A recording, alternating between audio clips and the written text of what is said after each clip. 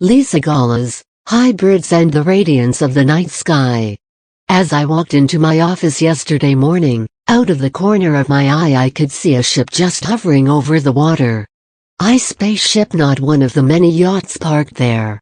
As I walked into the office I heard them say, "This is why we choose you, you see us even when you're not looking." That alone surprised. No, I don't laugh out loud. I think though, as the day unfolded, they really meant something very different, well differently than I took it. As I set my computer up for the day, grabbed my ashtray and sat out on the deck to gather my energy at my office, I started to see my First Lady on my dance card. This massive angel and body. She was huge and stunning and oozed this wonderful energy. It went great with my holy smoke. When she and I got connected, her image as huge and stunning as before I connected to her. Her team said that she is one of the actually rather few true hybrids, where human DNA was conjoined with her starfather's DNA at conception. Instantly I got the memory of the meditation I had some years ago where my starfather Franklin overlaid his entire being with my father's at the moment of conception, implanting his Pleiadian DNA strands within my mother. Same with this precious lady. Of course, in the same breath, her team explained to us that we have a tendency to dietize that which we are not fully, consciously familiar with. These angel-looking creatures are a race of beings from another world, another realm, that has many times visited this realm when our weapons were not so dangerous as they are now. Then we took some of what we would call their leaders and even dietized their personalities, which created what we know as collective consciousnesses, which we are now defining as clans. Groups of beings so aligned and living, and dare I even say, holding, by virtue of living, that stream of consciousness in our and their selves. To give an example of what we are trying to say, I use the title of Archangel Michael as a connection, especially with my pendulum use. I have long known, since I was told straight out, this is not an actual angel as we have created him to be, but a collective, a group energy that shares through the field of truth and reflection. Why I had to get the quantum physics part of all that clan is beyond me. Laugh out loud. Another example would be our beloved Crayon. He has stated many times he is not a singular energy but a collective, a group that uses the name Crayon as the team here in the magnetic fields of Earth and beyond. So, as the information was shared yesterday through my ladies' team, there are only a handful of true hybrids on this planet. Now, taking into consideration there are over 7 billion people on this planet, a handful can appear to be a lot. Her team took the clarity into an unmistakable explanation, at least to me, that those who have soul incarnations in other realms, which is actually a really high number, are not what we are calling hybrids. The hybrids have, at birth and this incarnation, been purposely seeded with other DNA. I love when I ask a question within myself as I share it, the reply comes instantly.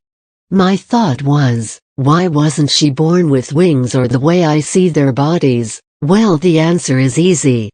In highly evolved realms they know how to emit from themselves only the DNA strands that would take hold in other realms of life. So they have wiped out, through will in the moment, the genetic coding that makes one look physically like they do. Yet, the natural abilities and even habits are hardwired into the hybrid. They give this multiplanetary/multi-universes group of beings a title. We will call them Star Seeders. I am going to digress back to myself with this story. I have many good examples within my life field I am realizing. Laugh out loud. For as long as I could remember, my mother collected owls. She had the biggest menagerie of owls I had ever seen. Most stores don't carry such a wide variety of anything as my mother had in owl form. So when I was listening to Dolores Cannon's audio book about ETs and they mentioned several times that an owl is the way so many appear, the ETs using the form of an owl, the cogs of my knowing started to turn. My mother could never really explain her connection with owls, just that she loved them. Now I understand the why. In her deep unconscious, as the ETs programmed the memories of experiences to be hidden deep in the unconscious, that part had always been present in her mind without remembering why. Imagine my surprise that as I returned to my mother's world 20 years later, there is not an owl in sight. Instead, every form of angel was now adorning her shelves and life. The only thing she could say in explanation was when she moved here to Florida, she started collecting angels. I have a feeling, even if I don't fully understand the fullness of what I am feeling, this change in collection is due to the change in frequency of her being in Pennsylvania and then planting herself here on the Gulf side of Florida. Oh, weird, I just got hit was a wild deja vu moment right now. So let me straddle one of my beautiful men on the field, similar to my lady, he was literally Batman. I was so tickled. He had his back to me, so I really only seen his bat wings wrapped around his body, as bats do. Unlike everyone else though, he was set up next to the marina as opposed to next to my wall outside. But just like my angel lady, his team explained about the hybrid that he is and what to really start to mine within his field of abilities. His team also explained that the bats in our world were seeded here from another realm of existence. Of course, very little in this realm is from this realm, but there are a few things that had to go through very little change to fit into this environment. Is it any wonder bats are highly associated with Halloween? A day in which we remember when all the other forms, all the other races walked with us in this realm. What my team has called the Galactic Kinship Era. Which brings us to the night sky. I had a lady in Reading Land yesterday whose very power amplifies and becomes visible through the night sky. Her team explained something I never once thought about. The sun actually hides so much in the daylight. We think it illuminates, it is at the ground level, but not at the sky level. All the stars are hidden, the Milky Way and galaxies, the opening and closing of energy fields all hidden by the sun's light. This is one of the bigger reasons so many of the ET experiences happen at night. This particular lady got a double dose of her reading. It's easy to do when we have an hour to spend together. She got her physical life reading, which showed her opening and closing what we call vortexes, portals and wormholes using her fingers. Just spinning a particular finger opens and closes avenues of energy and travel. She too was told her strength comes from the night sky, where everything is visible and available. Then, I went outside to have a smoke and I could see 3 little spaceships blinking to get our attention. These ships were the smaller, solo ships and they formed a triangle over the Gulf. And no, I cannot see the Gulf from my office at all. The ETs have created a space over the marina that is the Gulf superimposed there, just wanting to be clear here. There were 3 beings that stated they were from different realms yet they work together. They amplify each other's energy into a very effective powerful force. This would take in what my team refers to as the tribes. In this case, it would be 3 different clans combining their energies, their skills to create a unique force together. Then we seen what she is already doing in her sleep time, unconsciously. Her soul spends lots of time planet hopping in many universes, always seeking higher vibrational energy that will mesh with the vast frequencies on Earth.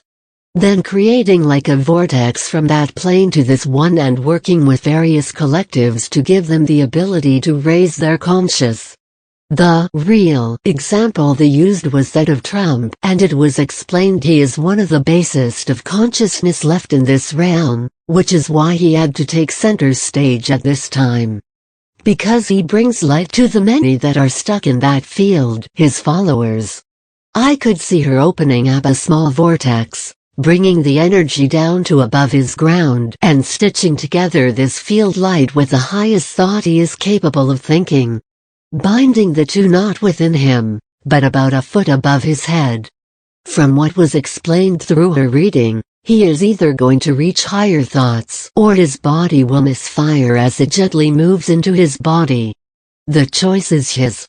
She has in no way interfered with his free will, but gave him other frequencies to move into, if he choose.